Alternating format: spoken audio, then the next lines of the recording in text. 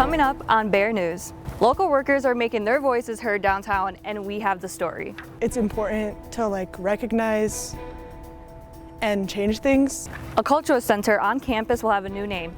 Find out why. These kids came from 900 miles away to serve a community they knew nothing about. And meet the UNC students who are helping a distant community rebuild. Bear News starts now. Good afternoon, Bears. My name is Alicia Flores. And my name is Maya Oakley. And let me just say, it feels great to be back. I agree. Spring break was much needed, but so was Bear News. Today we'll update you guys on what you might have missed last week. Well, let's not wait anymore and get right into it. The employees stuck to their word and went on strike at JBS. Bear News reporter TJ Gurney and I checked out the action before the sun was up on Monday. The sidewalk was filled as picketers circled 11th and 8th Avenue. Each person held a sign saying, "Do not patronize JBS employees." Over 4,000 people called the beef plant out on accusations of unfair labor practices. The strike is still ongoing, and the union plans to continue for one more week.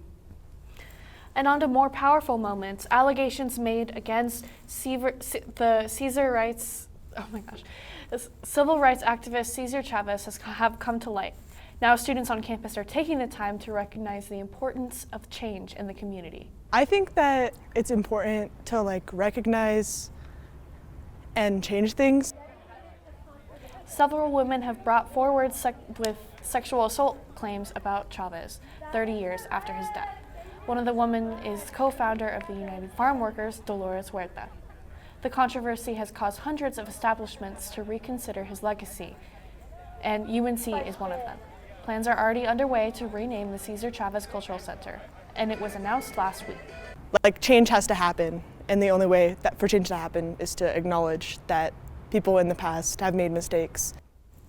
The City of Greeley announced that it is accepting applications for the West Greeley Citizen Oversight Committee, a new group made for transparency, public engagement, and informed decisions around the Cascadia project. This comes after voters decided to halt the construction occurring on Highway 34 and County Road 17. The committee will be in charge of reviewing the finances, zoning, and plans related to the project. This new committee will consist of 9 Greeley residents who will serve for 6 months. Applications are going to be accepted on the City of Greeley website until the 30th.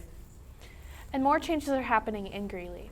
You may have noticed some construction happening across the street from Gunter Hall on some old apartments. They are getting a much needed refresh, and they've been vacant since once one of the units caught fire. The scorch marks have been on display for students walking by for a while now, but pretty soon a new, modernized apartment will create options for students and local housing. Leases are open and it will offer 1 and 2 bedroom units. The concept photos look like a big upgrade, and it will be nice to have some more housing options. TSA is facing staffing shortages, which is causing long lines at airports across the country. This is due to the partial government shutdown that went into effect on January 31st this year.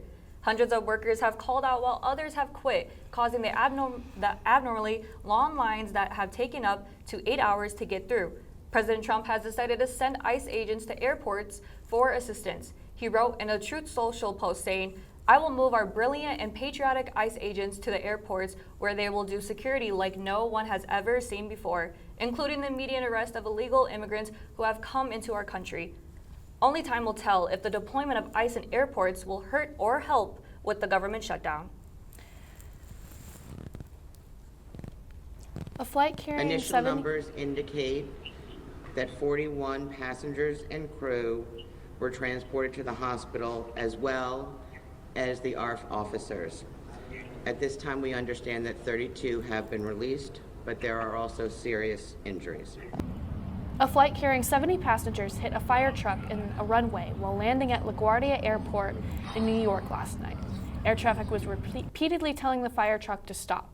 Both pilots died on impact and left the front end smashed. Speaking of things you won't want to miss, when we come back, we'll hear about how some of the students on campus helped out with the Kentucky flood disaster.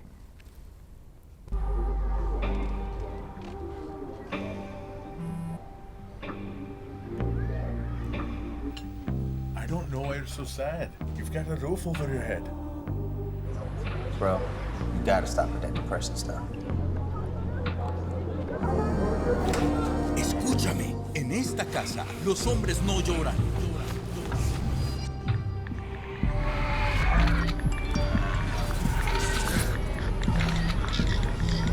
You all right? It just feels like it's coming from everywhere. Do you want to talk about it?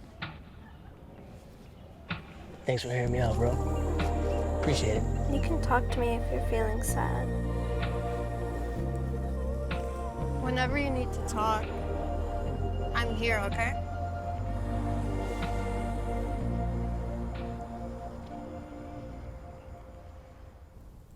Over spring break, Bear News reporter Rowan Nicodemus took a trip to Kentucky to help with the aftermath of the flood from last year. In February 2025, the town of Calhoun, Kentucky went 50% underwater.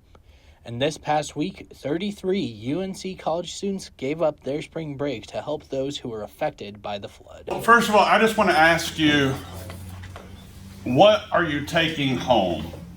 Some learned new life skills, like putting in flooring, spreading mulch, rounding up goats, removing debris, and more. Oh, who's Wayne's drywall team? So the transformation of that home is incredible. He sent me pictures this morning of some of your finished work. I believe UNC Christian Challenge affected the Calhoun community in a lot of different ways, but mainly the fact that they loved on them and showed them that people do care. These kids came from 900 miles away to serve a community they knew nothing about. And this is Rowan Nicodemus with Bear News.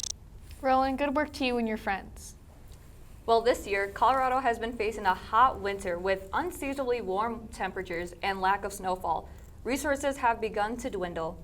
The water supply statewide is in bad condition. If it does not begin to improve, water restrictions will begin to apply to Colorado residents. If restrictions are not followed, you could receive a fine up to $1,000. Bears, if you're looking for a job in education, look no further. The K-12 Employment Fair Days is coming back for free. Students can and alumni can visit over 75 school districts and get their foot in the door. Make sure to bring your resume on Thursday from 1 to 6 p.m. and Friday from 10 a.m. to 2 p.m. Class of 2026, you're not going to want to miss this opportunity. Since we're on the topic of attending career events, Maya, did you hear about the one the Journalism and Communications Department is hosting? No, I didn't. What is it? Well, they have a new beat, and it's all about setting students up for success.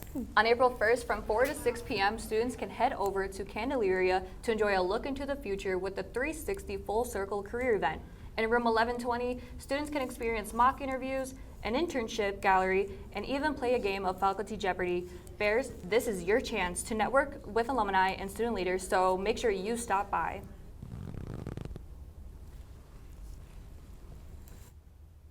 A postseason run and a cause bigger than the game. I'm Savannah Amack, here to tell you what the Bears are up to over break. The women's basketball team extended its season into the Women's National Invitational postseason tournament. After falling in Starch Madness, the Bears bounced back with a win over Air Force in the opening round. In the second round, South Dakota proved to be a tough matchup. The Coyotes capitalized on turnovers and pushed the tempo in transition, creating easy scoring opportunities and forcing UNC out of rhythm. UNC battled on the boards and stayed within reach, but couldn't quite overcome South Dakota's late game execution. While the Bears' basketball season came to a close, another UNC team made an impact right here at home this weekend. UNC softball hosted St. Mary's for a weekend series highlighted by a pink-out game supporting the fight against cancer. Although the Bears came up short against the Gales, the series showcased moments that mattered far beyond the final score.